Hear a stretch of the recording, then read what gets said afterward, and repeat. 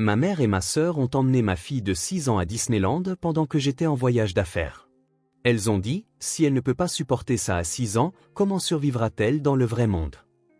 Puis, elles l'ont laissée là. La nuit est tombée, mais ma fille n'est jamais revenue.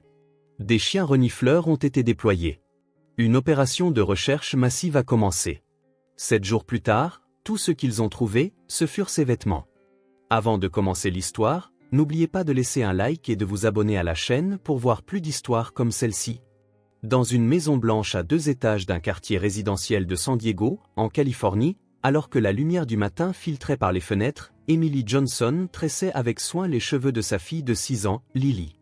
Emily était une mère célibataire, directrice dans une entreprise informatique. Depuis son divorce 3 ans auparavant, elle luttait pour concilier travail et garde d'enfants. « Maman, tu vas encore au bureau aujourd'hui ?» demanda Lily en se retournant. Ses yeux, du même bleu profond que ceux de sa mère, pétillaient toujours de curiosité. « Oui, mais je rentrerai tôt aujourd'hui. Tu as fini tes devoirs de dessin? »« Oui, mamie m'a aidé hier. » Les mains d'Emily s'immobilisèrent un instant. Sa mère, Dorothy, aimait certainement sa petite fille, mais ses manifestations d'amour avaient parfois un côté tranchant. Ancienne institutrice, sa mère avait pour dicton favori « Les enfants de nos jours sont trop gâtés », et elle s'ingérait fréquemment dans les méthodes d'éducation d'Emily. La voix de Dorothy se fit entendre depuis la cuisine. « Emily, j'ai déjà préparé le petit déjeuner de Lily, mais cet enfant ne sait toujours pas se faire des toasts toute seule. Elle a 6 ans. » Emily soupira, les paroles de sa mère comportaient toujours de petites piques. Bien que Lily pût être quelque peu pot de colle pour son âge, Emily valorisait par-dessus tout la sécurité et le bonheur de sa fille. « Mamie, je sais faire des toasts, moi aussi !» cria Lily en dévalant les escaliers. Dorothy baissa les yeux sur sa petite fille, ses cheveux gris soigneusement tirés en arrière, portant encore la sévérité de ses années d'enseignement. « Vraiment? Eh bien, tu devras me montrer ça un jour. Mais puisque tu as 6 ans maintenant, tu ne peux pas continuer à dépendre de ta mère pour tout. » Juste à ce moment-là, Caitlin, la sœur d'Emily, entra par la porte de derrière. Mère au foyer, elle élevait 2 fils de 8 et 5 ans. Caitlin avait les cheveux teints en blond et était parfaitement maquillée, même le matin. « Bonjour. Prête pour un autre voyage d'affaires? Ça doit être dur. » La voix de Caitlin traduisait des sentiments complexes à l'égard des femmes qui travaillent. « J'ai une présentation à New York la semaine prochaine, je serai absente 3 jours, répondit Emily en terminant d'arranger les cheveux de sa fille. « 3 jours entiers? Et Lily? Demanda Dorothy, préoccupée. Je pensais engager une babysitter, mais... Ce n'est pas nécessaire, l'interrompit Caitlin.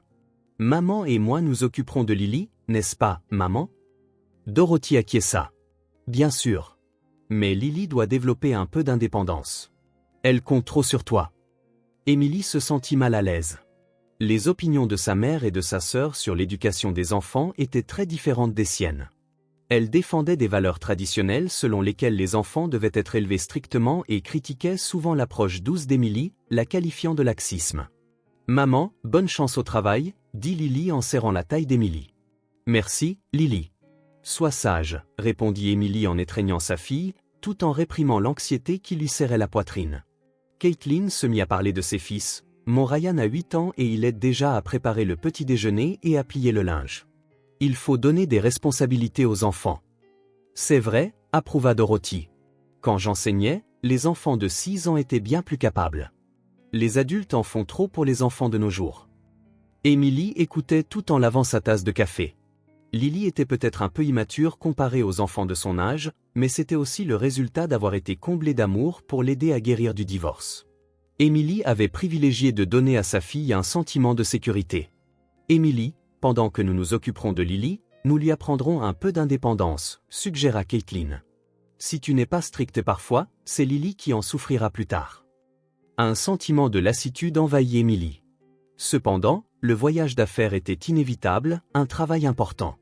Sa promotion dans l'entreprise était en jeu, et assurer une stabilité financière en tant que mère célibataire était plus important que tout. S'il vous plaît, prenez soin d'elle, mais ne forcez Lily à rien. Elle n'a que 6 ans. Bien sûr, sourit Dorothy. Mais parfois, la sévérité est nécessaire aussi. C'est aussi une forme d'amour. Emily décida de confier sa fille à sa mère et à sa sœur, malgré son anxiété. Manhattan, New York.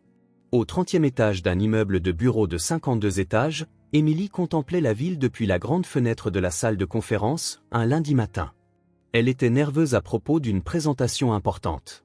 Si ce contrat était remporté, sa position dans l'entreprise deviendrait plus stable et elle pourrait investir davantage dans l'avenir de Lily. « Mademoiselle Johnson, comment avancent vos préparatifs ?» l'appela son collègue, Mike. Il y avait ensuite une phrase publicitaire sans rapport avec l'histoire, qui n'est pas traduite ici, conformément à l'objectif de traduire le contenu narratif. « Oui, tout va bien, » répondit Émilie avec un sourire, mais une partie de son cœur était dans sa maison en Californie, à 3000 miles de là. Le matin de son départ, Lily s'était agrippée aux vêtements d'Émilie avec ses petites mains et ne voulait pas la lâcher. « Maman, tu pars vraiment ? Je reviens bientôt. Mamie et tante Caitlin seront avec toi, d'accord ?» Lily avait hoché la tête, mais une ombre d'anxiété se lisait dans ses yeux. Émilie serra sa fille contre elle, se demandant si sa décision était la bonne. Son téléphone portable sonna. C'était Dorothy. « Émilie, tu es bien arrivée ? Lily va bien. Elle fait ses devoirs avec Caitlin en ce moment. »« Merci, maman. Est-ce que Lily allait bien ce matin ? » Elle était un peu triste, mais elle s'est vite adaptée. « Ne t'inquiète pas, concentre-toi sur ton travail. » Après avoir raccroché, Émilie se sentit un peu soulagée, mais quelque chose la dérangeait. Il lui semblait y avoir quelque chose de différent dans la voix de sa mère, inhabituelle. La présentation fut un succès. Le client montra un grand intérêt pour sa proposition et manifesta une attitude positive envers le contrat. Le soir, Émilie retourna à son hôtel et appela Lily. « Allô ?» C'était la voix de Caitlin qui répondit. « Est-ce que Lily est là ? » « Oh, Lily prend son bain en ce moment. Je lui dirai de te rappeler plus tard. »« Je vois, merci. Qu'avez-vous fait aujourd'hui ? » ?»« Nous avons joué au parc et fait du dessin. Juste une journée normale. Mais Émilie, cet enfant est vraiment pot de colle. Elle a 6 ans mais ne veut toujours pas prendre son bain toute seule. » Émilie fronça les sourcils. Lily n'a jamais pris son bain seule auparavant, donc c'est normal. « S'il te plaît, ne la force pas. Je comprends, mais elle doit devenir indépendante bientôt. » Après avoir raccroché, Émilie s'assit sur le canapé de sa chambre d'hôtel. Les mots de Caitlin avaient leur ton critique habituel. Elle avait maintenu sa philosophie parentale, mais parfois elle vacillait face aux paroles de sa mère et de sa sœur. Mardi matin, alors qu'Émilie prenait son petit déjeuner, Dorothy appela. « Émilie, j'ai pensé que nous pourrions rendre cette journée spéciale. J'ai décidé d'emmener Lily à Disneyland. » Émilie posa sa fourchette. « Disneyland ? Mais Lily n'aime pas la foule et elle a tendance à être anxieuse dans les endroits inconnus. C'est exactement pourquoi cet enfant doit s'habituer à de nouveaux environnements. Elle ne peut pas rester protégée éternellement. Mais maman, pendant que je ne suis pas là. Émilie, tu surprotèges Lily. J'ai observé des centaines d'enfants pendant 30 ans. Ce n'est pas normal qu'un enfant de 6 ans n'apprécie pas Disneyland. » Émilie devint inquiète. Lily avait certainement une personnalité prudente et mettait du temps à s'adapter aux nouveaux environnements, mais c'était son individualité, et Émilie ne pensait pas qu'il faille la changer de force. « Maman, si Lily ne veut pas y aller, s'il te plaît, ne la force pas. »« Bien sûr, mais je suis sûre qu'elle appréciera. Les fils de Caitlin seront là aussi, donc ce sera animé. » Après avoir raccroché, Émilie se sentit agitée. Elle ne pouvait pas se concentrer, même si elle avait une deuxième présentation à venir. Ses collègues s'inquiétaient de son état. « Émilie, ça va ? Tu n'as pas l'air bien. »« Oui, ça va. Je suis juste inquiète pour ma fille. Être mère célibataire doit être difficile, mais ta famille la surveille, n'est-ce pas ? » Mais... Émilie nourrissait une anxiété inexplicable. Elle était tiraillée entre la confiance en sa mère et sa sœur et son instinct maternel. Elles étaient sa famille et aimaient Lily, mais elle s'était toujours sentie mal à l'aise avec leur manière différente d'exprimer leur amour. Mardi soir, Émilie attendit un appel de Lily. D'habitude, sa fille appelait sans faute après le dîner. Mais aucun appel ne vint, même à 20h, même à 21h. Le téléphone ne sonna pas. Émilie appela le portable de sa mère. « Maman, est-ce que Lily est déjà couchée ? » Oui, elle semblait fatiguée et s'est couchée tôt. « S'est-elle amusée ? » Oui, beaucoup. Elle avait un peu peur au début, mais elle s'est progressivement habituée. Cet enfant a plus de capacité d'adaptation que je ne le pensais. Émilie se sentit soulagée, mais une petite voix murmura dans son cœur. Pourquoi Lily n'avait-elle pas appelé ? D'habitude, les jours où quelque chose d'amusant s'était produit, Elle était excitée et voulait le raconter à sa mère. Dis, est-ce que Lily va vraiment bien? Bien sûr, ne t'inquiète pas trop. Je lui ferai passer une autre journée amusante demain. Vous sortez encore demain? Oui, j'ai pensé que nous irions à l'océan cette fois. Lily n'a jamais vu l'océan, n'est-ce pas? Émilie fronça les sourcils. Lily avait vu l'océan l'été dernier. Elles étaient allées toutes les deux à la plage, mais sa mère ne s'en souvenait pas. Maman, Lily a déjà vu l'océan. Nous y sommes allés ensemble l'année dernière. C'est vrai? Mais si ça fait un moment, elle sera contente. Après avoir raccroché, Émilie fit les 100 pas dans la chambre. La mémoire vague de sa mère était préoccupante, mais plus encore, ne pas pouvoir entendre directement Lily était inquiétant. Mercredi matin, avant le début de la présentation finale, Émilie appela de nouveau. Cette fois, Caitlin répondit. « Bonjour, comment vas-tu, Caitlin? Puis-je parler à Lily? Lily? Oh, elle est un peu occupée en ce moment. Je lui fais aider à nettoyer après le petit déjeuner. » Nettoyer? Lily? C'est vrai, maman l'a dit, n'est-ce pas? Puisqu'elle a 6 ans, il est normal de la faire aider aux tâches ménagères. Mes enfants le font depuis qu'ils sont petits. L'anxiété d'Émilie augmenta. Lily aidait certainement parfois aux tâches ménagères, mais seulement quand elle voulait le faire volontairement. Elle ne l'avait jamais forcé. Caitlin, est-ce que Lily n'est pas réticente? Elle était un peu confuse au début, mais elle s'y est habituée maintenant. Les enfants sont adaptables. Mais, ma sœur, tu t'inquiètes trop. Nous faisons ça pour le bien de Lily, pour qu'elle n'ait pas de problème plus tard. Émilie ne put pas se concentrer sur sa présentation finale. Heureusement, ses préparatifs antérieurs portèrent leurs fruits et le contrat fut remporté. Mais son cœur était complètement dans sa maison en Californie. Cette nuit-là, Émilie appela de nombreuses fois à la maison. Cependant, personne ne répondit au téléphone. Même après 22 heures, le téléphone continuait de sonner. Où est tout le monde? Se dit Émilie. Son anxiété se transformait en certitude. Quelque chose n'allait pas. Son instinct maternel l'avertissait fortement. Le lendemain matin, Émilie décida de rentrer par un vol plus tôt que prévu. Elle ne put pas dormir dans l'avion. Son instinct maternel ne cessait de lui dire que quelque chose de terrible était en train de se produire. Même dans le taxi, elle appela à la maison à plusieurs reprises, mais personne ne répondit. Quand Émilie arriva devant sa maison, la vieille berline de sa mère et le SUV blanc de sa sœur étaient garés dans l'allée. Elle devait être à la maison, alors pourquoi ne répondait-elle pas au téléphone? Émilie ouvrit précipitamment la porte d'entrée. « Je suis rentrée. » Lily? Dans le salon, Dorothy et Caitlin étaient assises sur le canapé, l'air grave, regardant la télévision. Toutes deux semblèrent surprises qu'Émilie soit rentrée. « Émilie, pourquoi es-tu rentrée si tôt? » Dorothy se leva. « Où est Lily?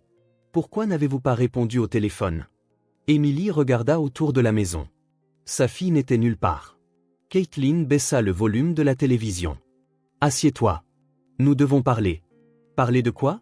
Où est Lily? » La voix d'Émilie monta. Dorothy et Caitlin se regardèrent, leurs expressions mêlant culpabilité et agitation. « Émilie, nous avons fait ça pour le bien de Lily, » commença Dorothy. « Où est Lily? » Émilie attrapa les épaules de sa mère. « À Disneyland, » répondit Caitlin d'une petite voix. « Disneyland? Encore aujourd'hui? Pourquoi ne peut-elle pas répondre au téléphone seule? » Il y eut un long silence. La mère et la sœur se fixèrent, aucune ne voulant parler. Le cœur d'Émilie se mit à battre violemment. « Maman, Caitlin, qu'est-ce qui se passe exactement? » Dorothy soupira profondément. « Émilie, assieds-toi. Je vais t'expliquer. » Ce n'est pas le moment de s'asseoir. « Où est Lily? » Nous l'avons laissée à Disneyland, dit Caitlin d'une voix tremblante. Le monde d'Émilie s'arrêta. « Laissée?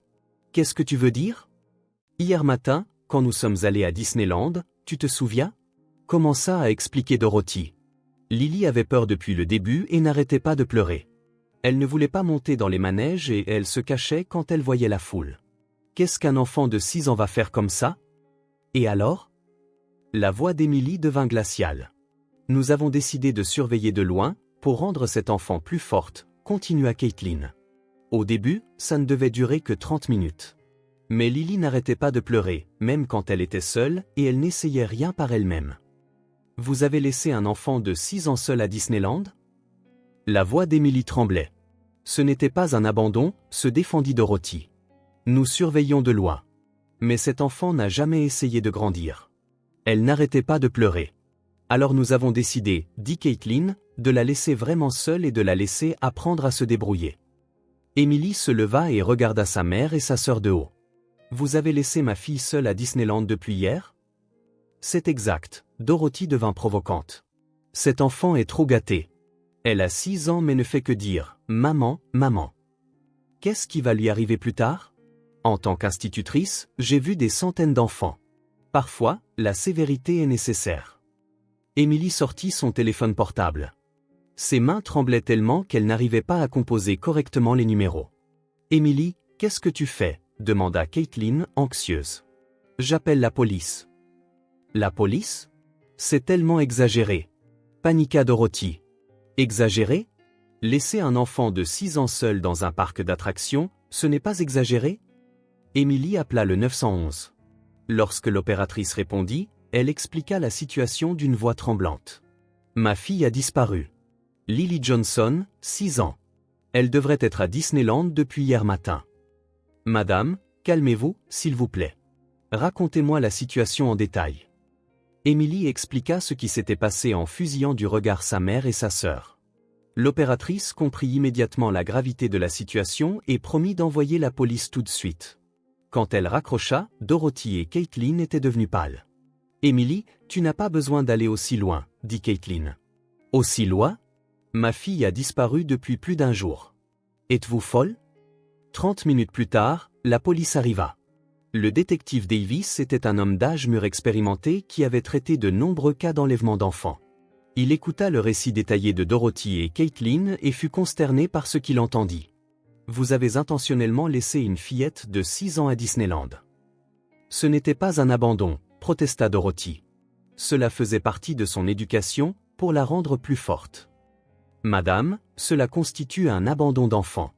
Nous allons immédiatement nous coordonner avec le service de sécurité de Disneyland pour commencer une recherche à grande échelle. » Emily donna au détective la photo de Lily et des caractéristiques détaillées. Cheveux blonds bouclés, yeux bleus, environ 1 mètre de haut, vue pour la dernière fois portant un t-shirt blanc et une jupe en jean. « Mademoiselle Johnson, votre fille est-elle timide avec les étrangers? » « Oui, beaucoup. Elle a peur de parler aux gens qu'elle ne connaît pas. Mais je lui ai appris à demander de l'aide aux adultes quand elle a des problèmes. » Le détective Davis parut grave. Un enfant de 6 ans seul pendant plus de 24 heures, c'est une situation extrêmement dangereuse. Nous allons commencer les recherches immédiatement. 1 heure plus tard, une recherche à grande échelle commença à Disneyland. Gardes de sécurité, policiers et de nombreux bénévoles fouillèrent chaque recoin du parc. Les images des caméras de sécurité furent également examinées, mais la dernière observation remontait au mardi matin, lorsque Lily était assise seule sur un banc, en pleurs. Sa localisation après cela était inconnue. Emily se dirigea vers Disneyland. Elle voulait se joindre aux recherches sur place. Le détective l'accompagna et expliqua la situation. D'après les caméras de sécurité, votre fille était près d'un banc sur Main Street jusqu'à environ 11 heures du matin mardi. Après cela, elle est entrée dans un angle mort de la caméra et sa localisation est inconnue depuis plus de 30 heures. La voix d'Emily était remplie de désespoir. Malheureusement, oui. Mais nous ne devons pas abandonner. Nous étendons les recherches pour inclure non seulement le parc, mais aussi les environs. Même lorsque la nuit tomba, Lily ne fut pas retrouvée. Emily s'assit sur un banc dans le parc, serrant la photo de sa fille. Autour d'elle, les équipes de recherche avec des lampes de poche continuaient leurs activités. « Maman, où es-tu » appela Emily sa fille dans son cœur. Le temps passa. Les médias rapportèrent également l'incident de manière extensive, et les appels d'information affluèrent à la police de tout le pays. Cependant, aucune piste utile ne fut trouvée. Le 5e jour, des chiens policiers furent amenés. Les chiens entraînés fouillèrent le parc et les environs en suivant l'odeur de Lily. Emily gardait espoir, mais les chiens ne purent trouver aucun indice non plus. Le 6e jour, Emily recevait des soins à l'hôpital. Elle s'était effondrée faute de manger ou de dormir suffisamment. Le médecin recommanda du repos, mais Emily n'avait aucune intention d'arrêter les recherches. « Je ne peux pas me reposer tant que ma fille n'est pas retrouvée. » Et le matin du 7e jour, une terrible nouvelle arriva. Le détective Davis vint voir Emily. Son expression était lourde, indiquant qu'une découverte importante avait été faite. « Mademoiselle Johnson, veuillez vous asseoir. Qu'avez-vous trouvé » Le cœur d'Emily battait violemment. Nous avons trouvé les vêtements de votre fille dans une forêt à 5 miles de Disneyland. Le monde d'Emily s'effondra. Juste les vêtements? Où était Lily? Le pire scénario lui traversa l'esprit. Où est Lily? Où est ma fille? Nous continuons les recherches. Cependant, la situation est grave. Emily tomba à genoux. L'espoir s'était instantanément transformé en désespoir. Cette nuit-là, Emily était allongée dans un lit d'hôpital. Le médecin lui avait administré de force des sédatifs pour que son corps se repose. Cependant, le cœur d'une mère ne pouvait jamais se reposer. Dans la forêt où les vêtements de Lily avaient été trouvés, les chiens policiers et les équipes de recherche continuaient leurs activités toute la nuit. À 23h30, le téléphone portable d'Emily sonna. C'était un numéro inconnu. Normalement, elle l'ignorait, mais depuis une semaine, elle répondait à tous les appels. Elle s'accrochait à la moindre lueur d'espoir. Allô? C'est Johnson. Est-ce Emily Johnson? C'était une voix masculine basse. Oui, c'est moi. Qui est-ce? Je vous appelle au sujet de votre fille. Lily est en sécurité. Le cœur d'Emily faillit s'arrêter. Qu'avez-vous dit? Qui êtes-vous? Où est Lily? Calmez-vous, s'il vous plaît. Votre fille est en lieu sûr. Elle n'est pas blessée. Qui êtes-vous? Pourquoi avez-vous Lily? La voix d'Emily tremblait. Je m'appelle Marcus Reynolds. Je protège votre fille. Emily appuya sur le bouton d'appel de l'infirmière. Elle devait signaler cet appel à la police. Avez-vous enlevé ma fille? Oui, mais je n'avais pas l'intention de faire du mal à votre fille. Au début, c'était dans un but différent. La voix de Marcus était teintée de culpabilité et de fatigue. Quel but différent? Une rançon. J'ai vu une femme dans une voiture chère abandonner votre fille seule, et j'ai pensé qu'elle venait d'une famille riche. J'ai cru que je pourrais facilement obtenir beaucoup d'argent. La colère d'Emily explosa. Vous avez enlevé ma fille pour de l'argent? Oui, mais mademoiselle Johnson, votre fille, elle est spéciale. Une infirmière entra dans la chambre. Emily lui fit frénétiquement signe d'appeler la police. Qu'y a-t-il de spécial chez elle? Continua Emily l'appel. J'ai passé cette dernière semaine avec Lily. Au début, elle ne faisait que pleurer, mais progressivement, elle a commencé à me parler. Elle a dit, « Monsieur, vous n'êtes pas une mauvaise personne, n'est-ce pas ?» Un enfant de 6 ans à son ravisseur. La voix de Marcus se mit à trembler. J'avais l'intention de lui faire peur, de lui faire du mal, mais Lily était différente. Même en pleurant « Je veux voir maman », elle a dit, « Mais monsieur, vous êtes seul aussi, n'est-ce pas ?» Emily écoutait en pleurant. C'étaient bien les mots de Lily. Sa fille était toujours une enfant gentille qui pensait aux sentiments des autres. La 3e nuit, j'ai fait des cauchemars sur mes péchés passés. C'est alors que Lily m'a caressé la tête de sa petite main. Elle a dit, comme ma maman, quelqu'un t'aime aussi, alors ça va. La police arriva à l'hôpital. Le détective Davis entra dans la chambre et fit signe à Emily. Il lui indiqua de continuer l'appel. La nuit dernière, j'ai pris ma décision. Je ne peux pas impliquer cet enfant dans le crime. Elle est bien plus forte et plus gentille que quelqu'un comme moi. Où est Lily? Demanda Emily. Dans une cabane dans les montagnes de San Bernardino. Je vais vous donner l'adresse, mais il y a une condition. Une condition? Donnez-moi 1 heure pour disparaître. Dans 1 heure, je laisserai Lily assise devant la cabane. Elle est en sécurité, je le promets. Le détective secoua la tête. C'était un signal pour ne pas négocier. Marcus, vous devriez vous rendre. Si vous rendez Lily, je demanderai la clémence.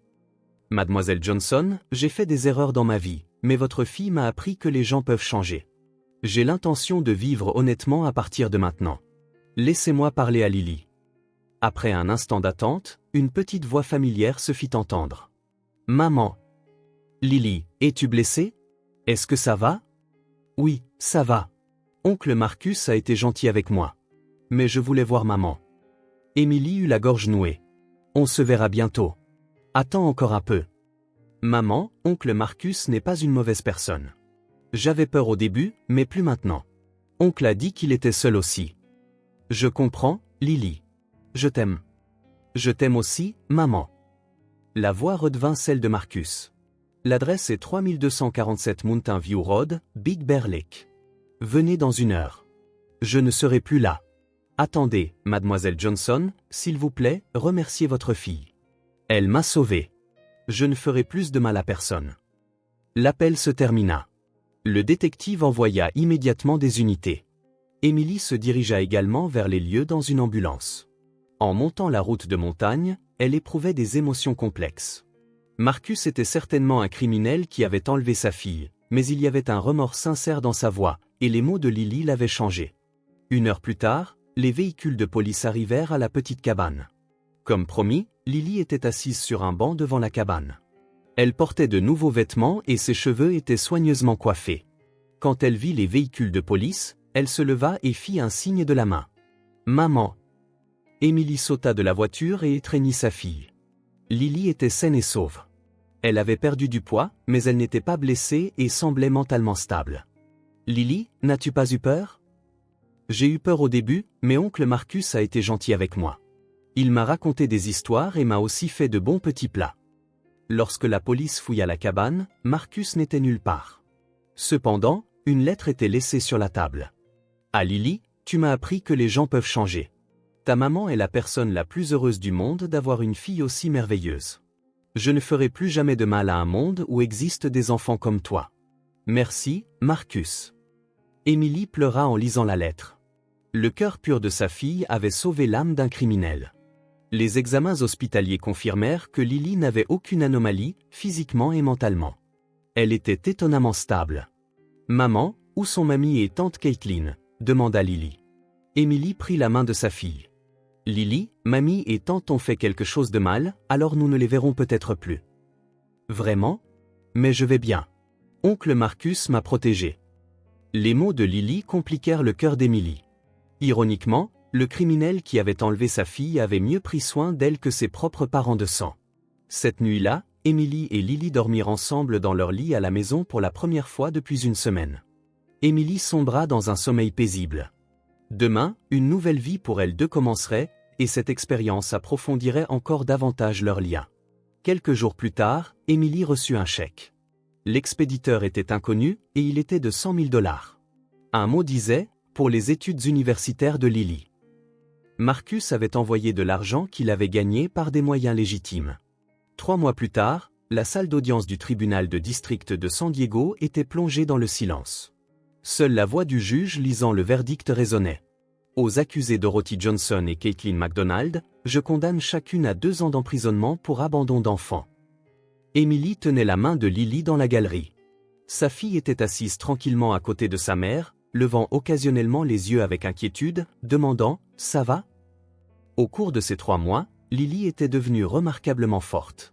Elle avait surmonté l'expérience terrifiante et était devenue une enfant beaucoup plus indépendante qu'avant. Dorothy et Caitlin furent menottées et conduites hors de la salle d'audience. Toutes deux maintinrent jusqu'à la fin qu'elles l'avaient fait pour le bien de l'enfant, mais le juge rejeta complètement leur argument. Il déclara qu'il n'y avait aucune justification que ce soit pour mettre intentionnellement un enfant de 6 ans en danger. Quand elles quittèrent le palais de justice, Emily prit une profonde inspiration. La longue bataille était enfin terminée. « Maman, est-ce que mamie et les autres ont vraiment fait quelque chose de mal ?» demanda Lily. Emily regarda le visage de sa fille. « Oui, Lily. Mais tu n'as rien fait de mal. Tu as été très courageuse et gentille. Est-ce qu'une lettre d'oncle Marcus est arrivée ? » Pas encore, mais je suis sûr qu'il va bien. Marcus Reynolds n'avait jamais été attrapé depuis sa disparition. Le FBI l'avait inscrit sur une liste de personnes recherchées à l'échelle nationale, mais n'avait trouvé aucune piste. Cependant, des chèques anonymes arrivaient régulièrement pour Emily. De petites sommes étaient envoyées mensuellement pour les frais de scolarité de Lily. Sur le chemin du retour en voiture, Lily dit « Maman, on devrait faire un pique-nique au parc ce week-end ? Ça a l'air sympa.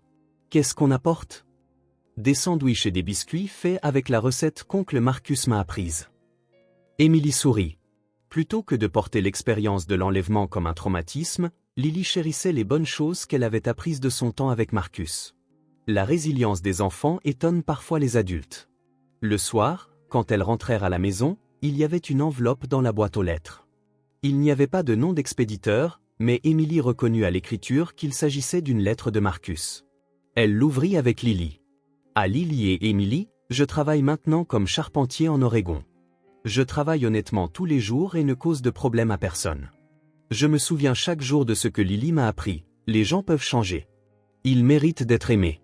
Je veux aussi devenir quelqu'un qui peut aimer et être aimé un jour. Lily, ta gentillesse m'a sauvé.